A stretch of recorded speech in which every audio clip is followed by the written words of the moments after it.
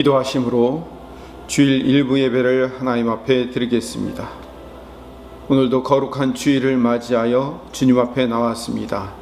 추석 명절임에도 불구하고 주님을 찾아 주님 앞에 나와 예배하는 하나님의 백성들 위에 하나님이 부어주시고려 약속하신 놀라운 복과 은혜를 넘치도록 오늘도 부어주시옵소서.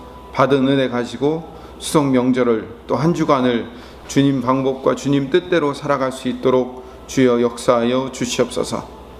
오늘 함께 예배를 위해 기도합니다. 우리의 기도를 주님께서 받으시고 응답하여 주시어서 하나님이 주실 그 놀라운 은혜와 복으로 채우시고 역사하여 주시옵소서. 한 주간 받은 모든 상처와 힘든 일들을 주님 앞에 내려놓습니다. 이 예배를 통하여서 모든 마음과 육체의 상처를 깨끗이 씻어주시며 나의 모든 죄와 악을 회개하오니 용서하여 주시옵소서.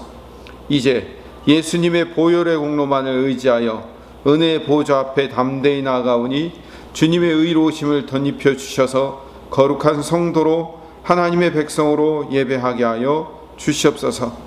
예수님 이름으로 기도드립니다. 아멘. 다같이 사도신경으로 우리의 신앙을 고백하겠습니다. 나는 전능하신 아버지 하나님 천지의 창조주를 믿습니다. 나는 그의 유일하신 아들 우리 주 예수 그리스도를 믿습니다. 그는 성령으로 잉태되어 동정녀 마리아에게서 나시고 본디오 빌라도에게 고난을 받아 십자가에 못 박혀 죽으시고 장사된 지 사흘 만에 죽은 자 가운데서 다시 살아나셨으며 하늘에 오르시어 전능하신 아버지 하나님 우편에 앉아 계시다가 거기로부터 살아있는 자와 죽은 자를 심판하러 오십니다. 나는 성령을 믿으며 거룩한 공교회와 성도의 교제와 죄를 용서받는 것과 몸의 부활과 영생을 믿습니다. 아멘. 찬송가 149장 주 달려 죽은 십자가 찬송 드리겠습니다. 149장입니다.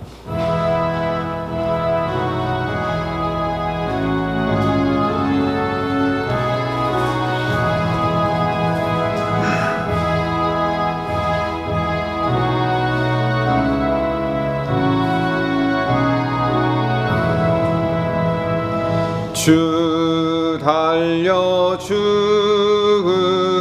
십자가 우리가 생각할 때에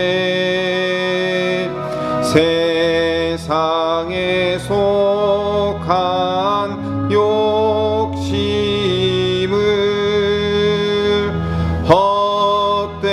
줄 알고 버리네. 죽으신 구주 밖에는 자랑을 말게 하소서. 보혈의 공로 힘입어 교만한 마음을 버리네. 못 박힌 손발 보니 큰 자비 나타내셨네.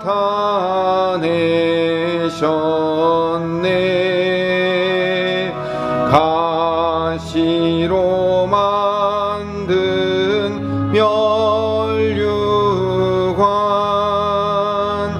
우리를 위해 쓰셨네. 온 세상 만물 가져도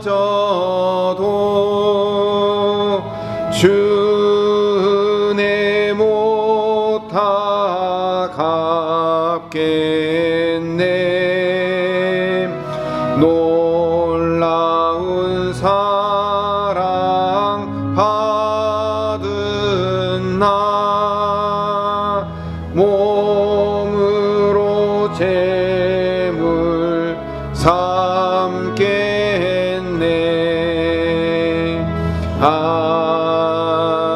아멘.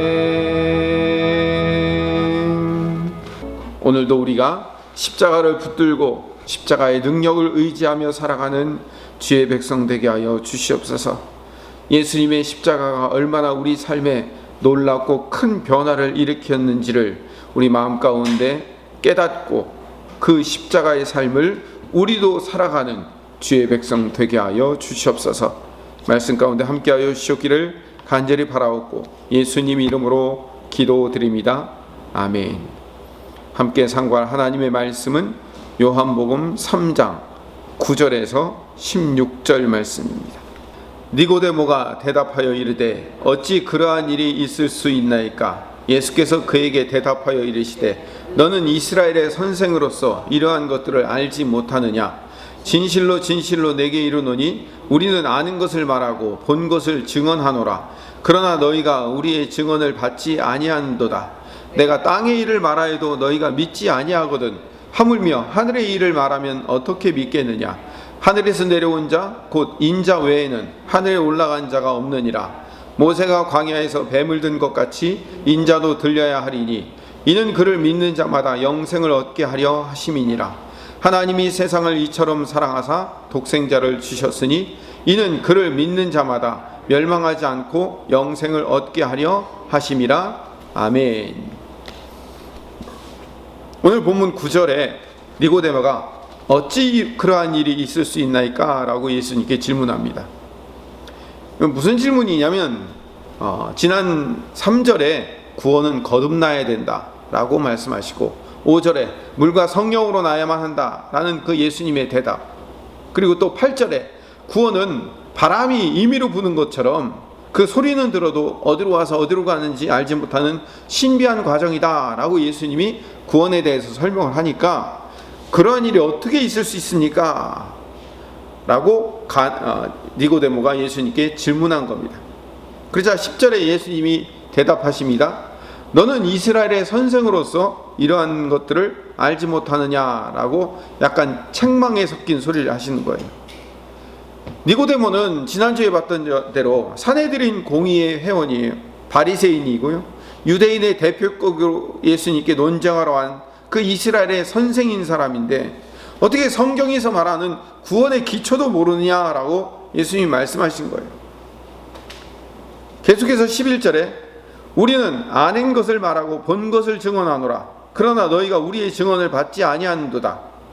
이 말의 의미는 예수님은 내가 알고 내가 본 것을 사실 그대로 말해도 너희가 그걸 받아들이지 않기 때문에 못 믿는 거다라고 말씀하시는 거예요.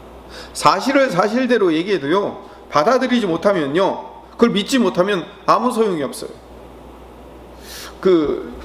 옛날에 영화가 하나 있었는데 해적, 바다로 간 산적이라는 그 코미디 영화 같은 게 하나 있었어요. 그 영화에서 산적들 이야기인데 그 유해진이란 그 영화 배우가 바다를 한 번도 본 적이 없는 산적들한테 고래를 설명해요. 고래가 휙 해가지고 배보다 더 큰 물고기가 휙 하고 막 물을 뿜는다고 막 아무리 설명을 해도 평생 바다를 가본 적 없는 이 산적들이 고래를 알아듣지를 못하고 거짓말로 여기는 거예요. 무슨 물고기가 배보다 더 크냐고 얘기를 하는 거예요. 이거랑 똑같은 거예요. 고래를 본 적이 없는 산적들은요, 아무리 설명을 해줘도 무슨 물고기가 배보다 더 크냐고 말하는 거예요. 믿지를 못하는 거예요. 예수님의 11절 이야기가 그런 거예요. 나는 보고 들은 것을 알고 본 것을 증언하지만 너희는 그걸 받아들이지 않기 때문에 못 믿는 거다라고 얘기를 하는 거죠. 그러면서 12절에 내가 땅의 일을 말하여도 너희가 믿지 아니하거든. 하물며 하늘의 일을 말하면 어떻게 믿겠느냐. 이거는 뭐 설명할 필요도 없어요. 예수님의 말 그대로예요. 땅의 일을 말해도 사람들이 이해할 수 없는데 하늘의 일을 말한다고 니고데모와 사람들이 그걸 알아들을 수 있겠느냐, 이 얘기죠. 그리고 13절에 하늘에서 내려온 자 곧 인자 외에는 하늘에 올라간 자가 없느니라. 결국 하늘에서 진리를 가지고 내려오신 인자, 즉 예수님 자신만이 그 구원의 진리를 알고 이야기해 줄 수 있다는 거예요. 땅에 있는 자들은 그 구원의 신비를 절대로 이해할 수 없다라는 결론인 거예요. 그리고 14절에 놋뱀 이야기를 등장시킵니다. 이 놋뱀 이야기를 하시는 이유는 말씀은 너희가 땅의 일을 말해도 하늘의 일을 어떻게 믿겠느냐라고 얘기하면서 땅의 일을 예로 한번 설명을 해보는 거예요. 니고데모가 이해 못하는 구원의 신비를 성경에서 등장하는 이 땅의 일을 가지고 예를 들어 설명을 한 거죠. 그런데 예수님께서 이 놋뱀 사건의 이야기를 하는 이유는 니고데모가 이 얘기를 듣고 이해하라고 하신 말씀이 아니에요. 니고데모가 율법학자고 바리새인이에요. 모세 오경을 거의 외우다시피 하고 백성들에게 성경을 가르치는 선생이에요. 그럼에도 불구하고 이 땅의 일, 즉 땅에서 일어난 일, 이 놋뱀 사건의 일을 설명해 줘도 이해 못하지 않느냐. 그러니까 그런데 하늘의 구원을 어떻게 이해하냐라는 것을 보여주기 위해서, 니네들이 아무리 얘기해도 이해할 수 없다는 것을 보여주기 위해서 말씀하시는 거예요. 자, 그럼 놋뱀 사건 이야기로 가봅시다. 민수기 21장에 가보면 이스라엘 백성이 원망하는 마음을 갖기 시작해요. 왜 그러냐면 하나님께서 이스라엘 백성들에게 에돔 땅을 우회해서 통과하지 말고 우회해서 가라고 하나님 명령하셔요. 그걸로 말미암아 성경에 마음이 상했다라고 얘기해요. 이스라엘 백성들이. 왜냐면 에돔 길을 직선으로 통과하면 쉽게 갈 수 있는데 뺑 둘러서 가라니까, 아니 이 광야길을 어떻게 뺑 둘러서 가라고 얘기하냐. 그리고 불만이 시작된 거예요. 그 상한 마음 때문에 불평과 원망이 이제 터져 나오기 시작한 거예요. 그 불평과 원망 때문에 하나님이 심판하셔서 불뱀에 물려 죽게 하시는 사건이 민수기 21장 사건이에요. 민수기 21장 5절 6절 말씀 같이 읽겠습니다. 백성이 하나님과 모세를 향하여 원망하되 어찌하여 우리를 애굽에서 인도하여 내어 이 광야에서 죽게 하는가. 이곳에는 먹을 것도 없고 물도 없도다. 우리 마음이 이 하찮은 음식을 싫어하노라 하매 여호와께서 불뱀들을 백성 중에 보내어 백성을 물게 하심으로 이스라엘 백성 중에 죽은 자가 많은지라. 불평의 시작은 어디서부터 오냐면은 지름길로 가지 못하도록 하나님께서 막으신 것 때문에. 그러니까 이제 불만이, 그동안 쌓였던 불만들이 터져 나오기 시작하는 거예요. 여기는 물도 없고 먹을 것도 없고 맨날 내리는 음식, 하찮은 음식이라고 막 불평을 하는 거예요. 하늘에서 내리신 생명의 양식의 만나인데도 불구하고 이 하찮은 음식이라고 얘기하는 거예요. 하나님이 그래서 불뱀을 내려서 백성들 물려 죽게 하시는 거죠. 그러자 이제 7절에 모세가 중보자가 되어서 또 하나님 앞에 이 백성 살려달라고 기도를 해요. 그러자 하나님께서 모세를 통해서 주신 구원의 방법이 놋뱀 사건이에요. 계속 읽어봅시다. 8절 9절을 읽어봅시다. 민수기 21장 8절 9절. 여호와께서 모세에게 이르시되 불뱀을 만들어 장대 위에 매달아라. 물린 자마다 그것을 보면 살리라. 모세가 놋뱀을 만들어 장대 위에 다니 뱀에게 물린 자가 놋뱀을 쳐다본 즉 모두 살더라. 놋으로 만든 뱀을 장대에 달아 올려서 그것을 쳐다본 사람은 살아나고 치유받는 것, 그게 뭐라고? 그걸 구원의 사건의 땅의 일이, 땅의 일. 성경에 나온 이 땅의 사건으로 구원 사건을 설명하려고 하는 거예요. 물론 니고데모가 이해할 수 없는 거죠. 이스라엘이 창조주 하나님 앞에 불평과 원망이라는 죄를 쏟아놔요. 그 죄에 대한 심판으로 말미암아 광야에 사는 불뱀에 물려 죽게 되는 거예요. 여러분, 불뱀이라고 하는 것은요, 불을 뿜는 뱀이 아니라 이 뱀이 독을 갖고 있는데 이 독에, 뱀에 물리면 이 독 때문에 불에 타는 것 같은 고통을 받는다라고 해서 이름을 불뱀이라고 붙인 거예요. 이 불뱀 심판에서 구원받는 방법은 인간의 방법이나 생각에서 나올 수 있는 게 아니에요. 불뱀에 물려서 타는 듯한 고통으로 죽어가고 있는데 놋으로 만든 뱀의 모양을 나무에 걸어 놓을 테니까 그 뱀을 쳐다보라고, 그러면 산다고 말하는 거예요.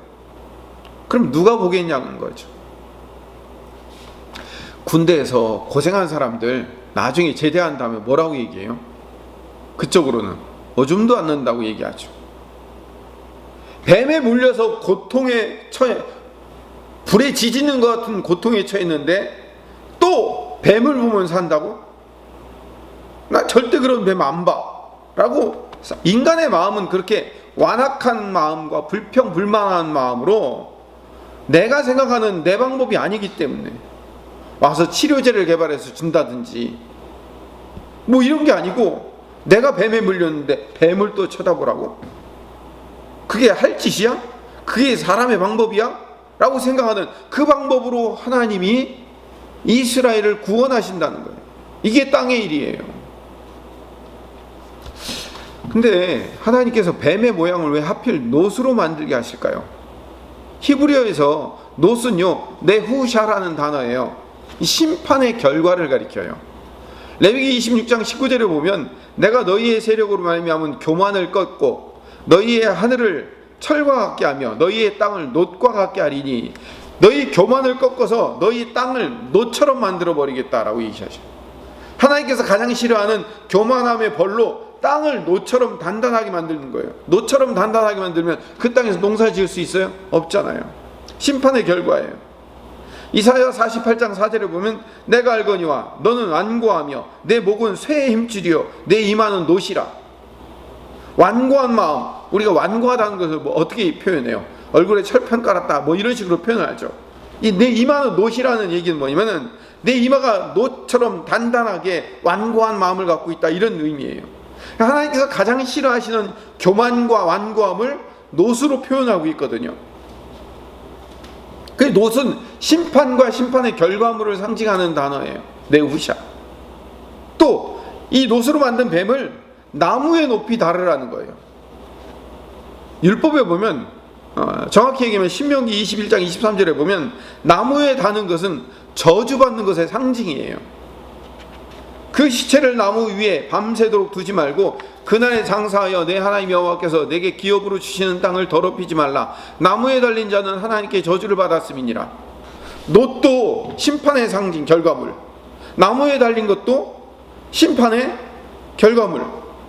뱀은요, 뱀이야말로 저주와 심판의 상징이죠. 창세기 에덴 동산에서부터 뱀은 인간의 저주의 뿌리이며 죄와 악의 근원이었단 말이에요. 자 보세요. 심판과 저주의 상징인 뱀, 놋, 나무에 달린 것, 이 세 가지의 결정체가 뭐예요? 놋뱀이에요. 가장 추악하고 저주스럽고 가증스러운 상징물이 놋뱀인 거예요. 하나님이 신비한 그 구원과 치유의 그 놀라운 역사를 일으키는 그 어떤 상징물들을 보여주는 게 아니고, 하나님을 상징한 찬란한 별을 만들어서 이걸 쳐다보면 살리라 라든지, 태양의 모양을 만들어 놓고 이걸 쳐다보면 살리라, 이렇게 해놓은 게 아니라고요. 가장 저주스러운 죄의 결과물을 달아놓고선 그걸 쳐다보라는 거예요. 죄의 결과물을 쳐다보라는 거죠. 이 놋뱀 사건이 뭐라고요? 예수님이 말하는 땅의 사건이에요. 이 놋뱀 사건은요, 구약 백성들조차도 왜 하필 놋뱀을 만들어서 쳐다보라고 했지? 그 설명을 이해할 수 없었던 거예요. 결국 이 놋뱀 사건은요, 예수 그리스도가 아니면 풀릴 수 없는 사건이었어요. 근데 구약 사람들도 이 놋뱀 사건을 통해서 땅의 사건으로도 풀릴 수 없는 그 구원의 신비를 어떻게 그러면 하늘의 것을 이야기했을 때 이해할 수 있겠느냐, 이 말씀하시는 거죠. 놋뱀으로 구원의 길을 열어놨다. 이거 뭐예요? 전적인 하나님의 방법. 인간의 생각에서는 나올 수가 없어요. 저주의 상징인 놋뱀을 쳐다봐야 된다? 자기의 경험과 생각과 방법이 옳다고 생각하는 자들은 절대로 쳐다보지 않죠. 내가 왜 그런 것들을 쳐다봐? 내가 그런 더러운 것들을 내가 왜 쳐다봐? 라고 생각하는, 인간의 생각인 거예요. 가장 수치와 저주로 죽은 십자가라는 방법이 하나님이 주신 최고의 구원의 방법이라고 인정한 사람들은 살고, 그렇지 않은 사람들은 죽을 수밖에 없는 구원의 이야기를 지금 놋뱀의 이야기에 비유해서 설명해 주시는 거예요. 여러분, 민수기 21장은요 이스라엘 민족에서 아주 중요한 그 광야 생활의 전환점이 돼요. 왜냐하면 민수기 20장까지는 원망과 불평으로 인해서 38년 동안 고생스럽게 광야를 떠도는 심판의 이야기가 계속 진행돼요. 그래서 20장 마지막에는 미리암도 죽고 아론도 죽고 다 죽어 떠나요. 그리고 이제 21장으로 넘어가서 21장 첫 부분에 불뱀 사건이 일어나요. 그리고 노뱀으로 치유받는 사건이 일어나고, 아마 추측건데 제가 생각하기에는 1세대 이스라엘 백성들이 그 불뱀 사건으로 거의 다 죽었을 거예요. 그리고 거기서 노뱀을 쳐다보면서 살아났던 광야에서 태어난 새로운 2세대 백성들만 살아나서 가나안 땅으로 들어간 거죠. 21장, 그러니까 노뱀 사건 이후부터는요, 무슨 일이 일어났냐면 요단 동편에 있었던 아모리 왕 시온과 바산 왕 옥을 무찌르고 요단 동쪽을 점령하고 발람 선지자의 저주가 축복으로 바뀌어지는 승리의 역사가 계속 일어나거든요. 그러면 자 보세요. 21장 첫 부분에 있는 불뱀 사건 이전에는 실패의 이야기였다가 불뱀 사건이 끝나고 노뱀 사건 이후로 왜 정복과 승리의 역사가 시작될까요? 제가 해석하기로는요, 제 판단으로는 불뱀 사건으로 심판이 종결되고 1세대 이스라엘 백성들이 다 죽고 노뱀 사건으로 2세대의 이스라엘 백성들만 구원받아 가나안 땅으로 들어가는 계기가 된 사건이고요. 그게 노뱀 사건이고요. 신약식으로 얘기하면 예수님의 십자가 사건으로 말미암아 옛사람이 죽고 새 사람이 태어나는 것을 상징적으로 보여주는 사건이에요. 그러니까 한마디로 얘기하면 노뱀 사건은 십자가 사건을 예표하는 거죠. 노뱀은 앞으로 오실 예수 그리스도를 가리키는 거예요. 예수님의 구원 이야기를 상징적인 언어로 미리 보여주고 있는 거예요. 하늘의 구원에 대한 신비한 이야기를 땅의 이야기로 풀어놓은 거라고 지금. 물론 그렇게 풀어놓았지만 니고데모는 이해하지 못한 거예요. 모세가 노뱀을 든 것처럼 인류의 모든 불순종의 죄를 지고 예수님께서 십자가에 못 박혀 나무에 달려져야 사람들이 죄와 사망에서 해결된다는 놀라운 구원의 비밀을 지금 제시한 건데, 어둠에 속한 자들은, 니고데모는 이해할 수 없고 알 수 없다라는 것을 설명해 주는 내용이죠. 그리고 그 노뱀 사건 14절의 이야기를 지나서 15절에 요한복음 3장 15절로 다시 돌아가면, 이는 그를 믿는 자마다 영생을 얻게 하려 하심이라. 이는 그를 믿는 자마다. 그가 누구예요? 예수님. 죄의 모든 결과물을 지신 그분이 십자가에 달린 것을 믿는 자마다 영생을 얻게 하려는 거죠. 16절에도 하나님이 세상을 이처럼 사랑하사 독생자를 주셨으니 이는 그를 믿는 자마다 멸망하지 않고 영생을 얻게 하십니다. 그러니까 15절 말씀과 16절 말씀이 지금 공통점이 있죠. 그게 뭐예요? 그를 믿는 자마다, 그를 믿는 자마다. 이 두 개가 반복되고 있어요. 왜 반복하죠? 강조하기 위해서죠. 자, 그럼 여기 보세요. 민수기 21장 8절에 물린 자마다 그것을 보면 살리라 라는 말씀과 요한복음 3장 15절에 그를 믿는 자마다는 같은 논리고 같은 어법이에요. 요한복음 3장 16절의 말씀도 이는 그를 믿는 자마다 멸망치 않고도 같은 어법인 거예요. 민수기 21장 8절, 요한복음 3장 15절 16절이 다 같은 말씀의 반복인 거예요. 노뱀 사건과 예수님의 십자가 사건은 동일한 거예요. 노뱀은 예수님을 상징하는 거예요.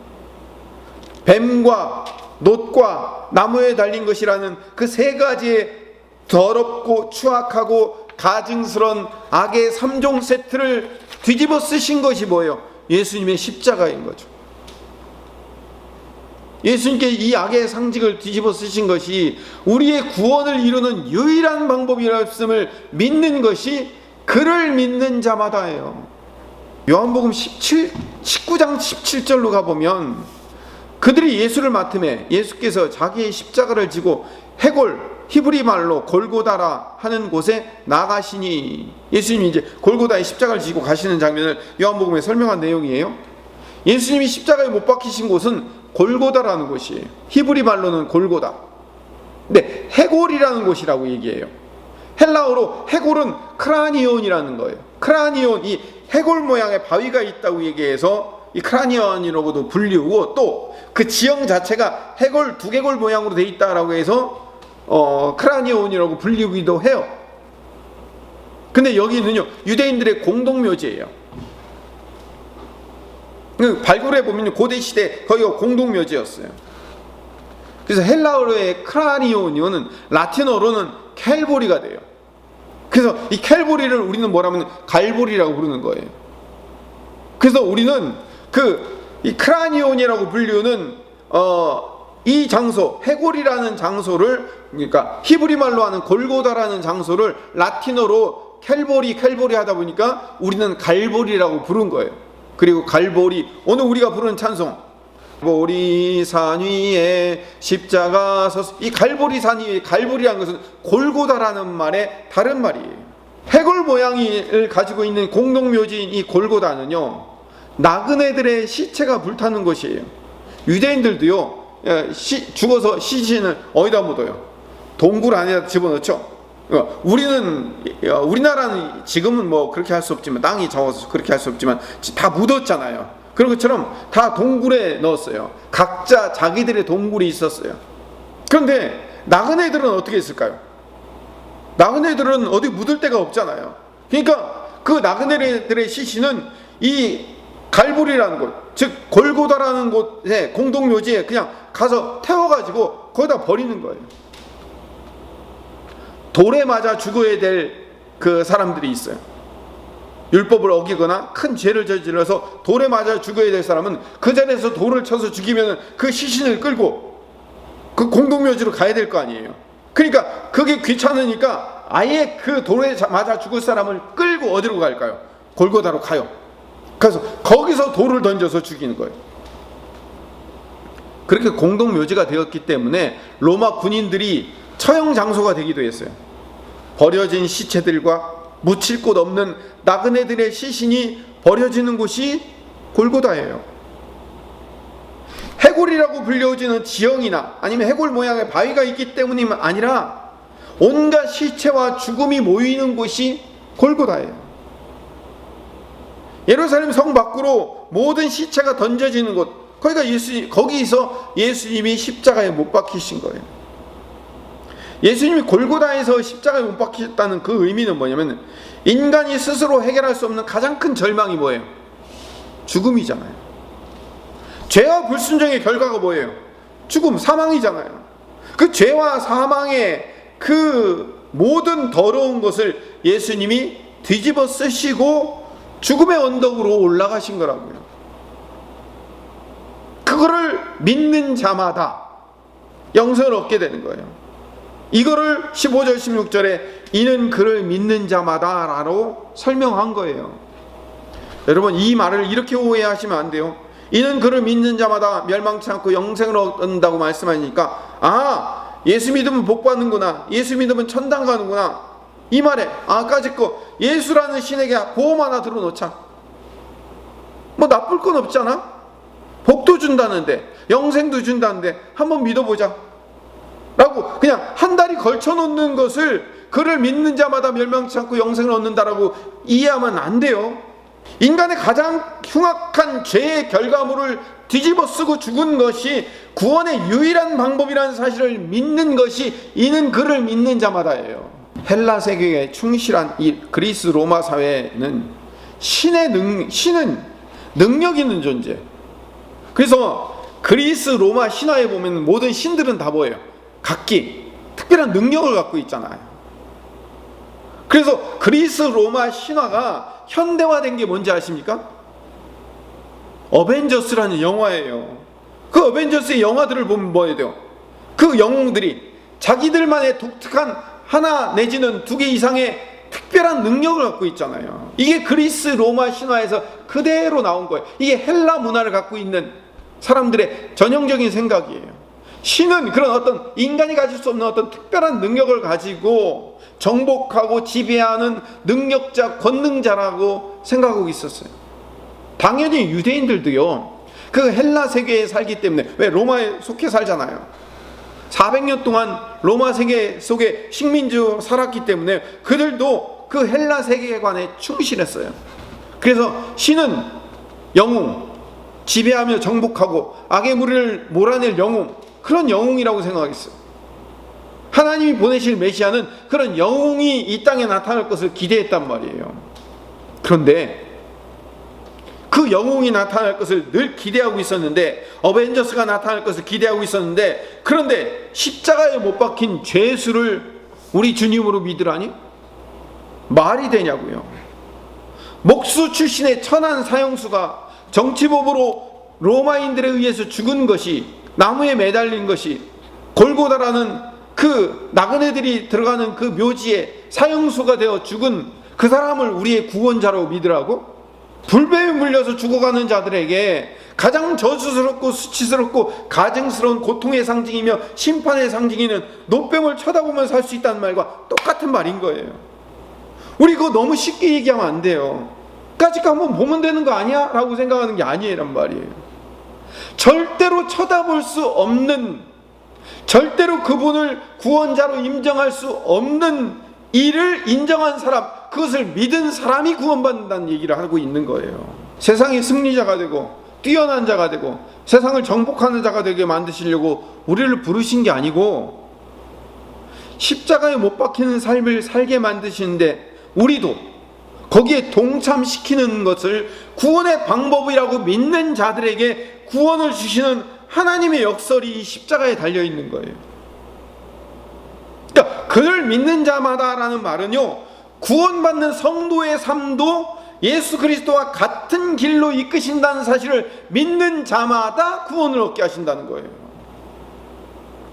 예수님이 모든 죄와 사망을 다 가져가시고, 예수님이 모든 악한 것, 나쁜 것, 싫은 것 다 가져가시고, 우리는 행복하고 평안하고 복된 것만 다 받아 누리는 사람이 된다. 구원받는 성도의 삶을 예수 그리스도와 같은 길로 이끄시는다는 사실을 믿는 자들에게 영생이 있다는 것을 성경이 이야기해 주고 있는 거예요. 이 십자가의 의미를 사도 바울이 가장 기가 막히게 표현한 것이 고린도전서 1장 말씀입니다. 우리 고린도전서 1장 말씀을 읽고 오늘 말씀을 마치도록 하겠습니다. 고린도전서 1장 18절로 가봅시다. 십자가의 도가 멸망하는 자들에게는 미련한 것이요 구원을 받는 우리에게는 하나님의 능력이라. 멸망하는 자들에게는 얼마나 미련한 방법인지 몰라요. 어떻게 십자가에 못 박혀 모든 죄를 끌어안고 죽은 것을 영웅이라고 생각하냐 이거죠.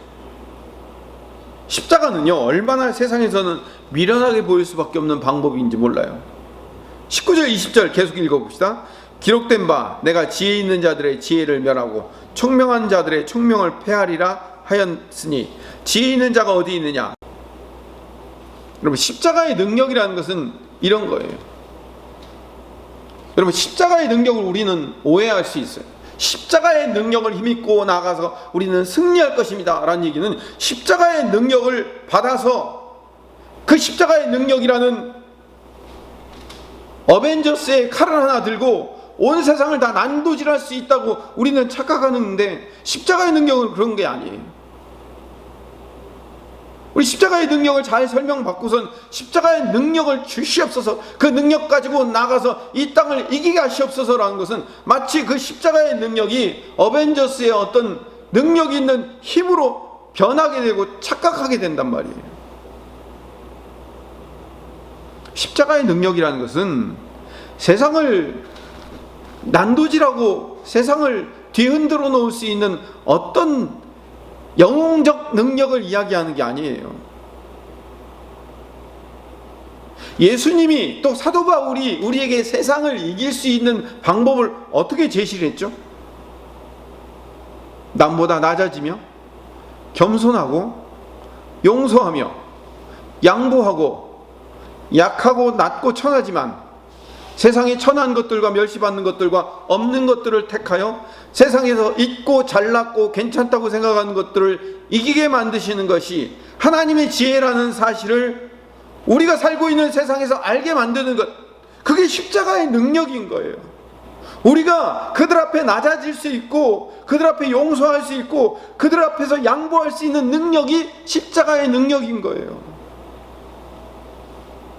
하나님께서 우리에게 어린아이같이 되게 만드시며 낮아지며 겸손해지며 용서하며 사랑하며 양보하며 살라고 말씀하신 것은 그렇게 덕을 쌓아서 하늘의 상급을 얻으려고 시키는 게 아니고, 그렇게 삶으로 십자가가 얼마나 위대한 방법이며 얼마나 놀라운 방법이었는지를 배우게 하시는 거예요.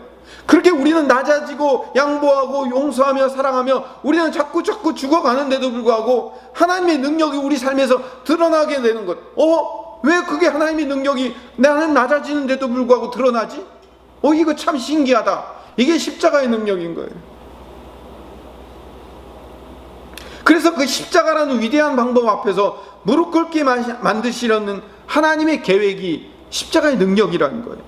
예수님의 십자가가 하나님의 최고의 지혜이며 의로움이며 거룩함이며 구원함이었다는 사실을 무릎을 치며 아하 그렇구나라고 깨닫게 만드시는 하나님의 계획이 우리에게 있는 거예요.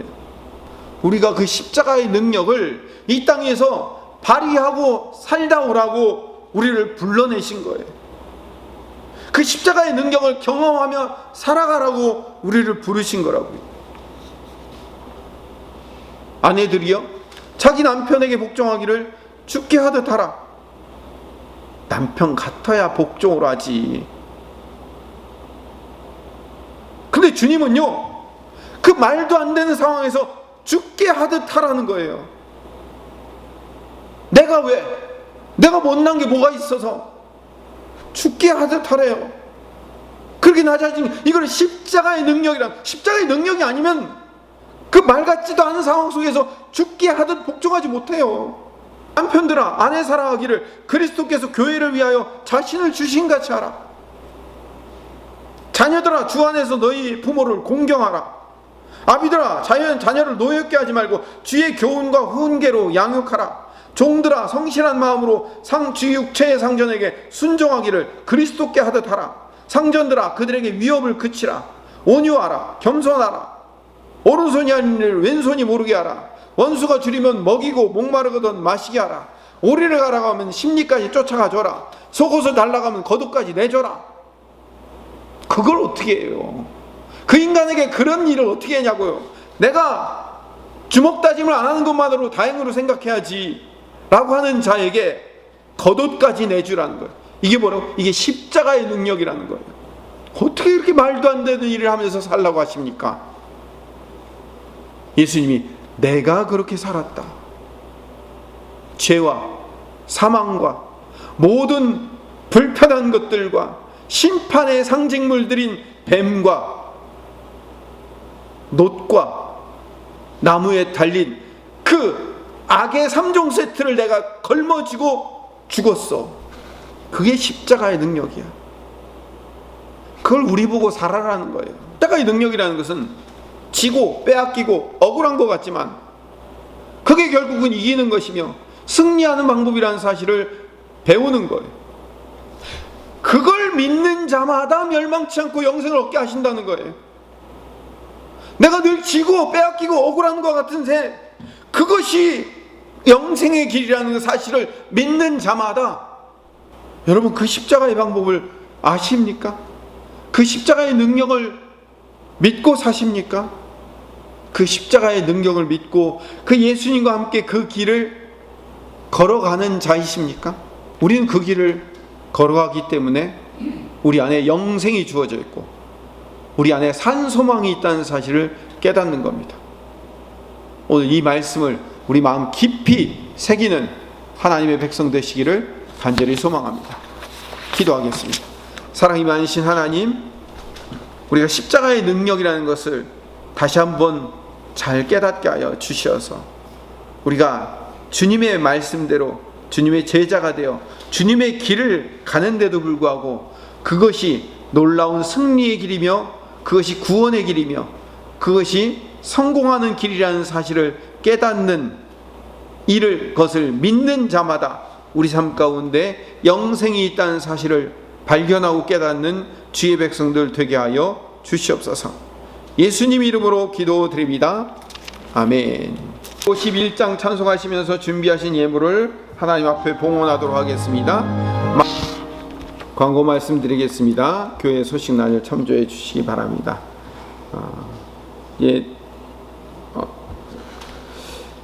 풍요로운 한가위가 시작되었습니다. 여러분들 추석 잘 보내시기를 바라고 건강한 모습으로 다음 주 목요일 날 다시 새벽에 뵙도록 하겠습니다. 다른 광고는 다 주보를 참조해 주시기를 바라고요. 계속해서 우리가 예배를 드리지 않는 기간 동안이라도 김옥희 권사님의 회복을 위해서, 정중호 성도님의 치유를 위해서 계속 중보해서 기도해 주시기를 부탁드립니다. 올해도 다니엘 기도회가 이제 42일 남았습니다. 미리 기도로 함께 준비해 주시기를 부탁드립니다. 이 예배 가운데 거하셔서 우리 예배를 받으신 하나님, 이 시간 온 마음과 정성과 힘과 뜻을 다하여 예배하오니 우리에게 창세로부터 준비하시고 약속하신 복과 은혜를 부어 주시옵소서. 우리에게 주신 것 중에 구별하여 정성껏 예물을 준비하여 드리오니 받으시고 향기로운 제물로 흠양하여 주시어 하늘의 신령한 상급과 땅의 기름진 복으로 넘치게 채워 주시옵소서. 육체의 질병이 있는 자들에게, 특히 김옥희 권사님과 정종호 성도님, 하나님 치료의 광선을 발하여 주시어 주님의 권능의 오른손으로 친히 안수하여 주시어 속히 깨끗이 치유하실 뿐만 아니라 우리 김포수정교회에 속한 모든 성도들의 질병을 우리 주님께서 깨끗이 치유하여 주시옵소서. 자녀들을 위해 기도합니다. 우리 자녀들의 일상과 비전을 주님이 인도하여 주시어 원하는 학교, 적성에 맞는 직장, 비전에 맞는 사업, 하나님이 주시는 멋지고 아름다운 배우자와 결혼과 가정과 적절한 자녀들을 허락하시며 주님이 주인 되는 건강한 자녀들의 가정 되게 하여 주시옵소서. 이제는 우리 구주 예수 그리스도의 풍성하신 은혜와 창조하시며 섭리하시는 하나님의 무한하신 사랑하심과 우리 안에 계셔서 우리의 삶을 인도하시는 성령님의 교통하심과 충만하심과 기름 부으심과 역사하심이 십자가의 능력을 믿고 예수님의 제자가 되어 십자가의 삶을 살아갈 때 우리 삶 가운데 하나님의 놀라운 영생의 삶이 기다리고 있다는 사실을 깨닫는 우리 모든 김포수정교회 성도들, 그리고 영상으로 예배드린 모든 하나님의 백성들 머리 위에 영원토록 함께 하시옵기를 간절히 축원하옵나이다. 아멘.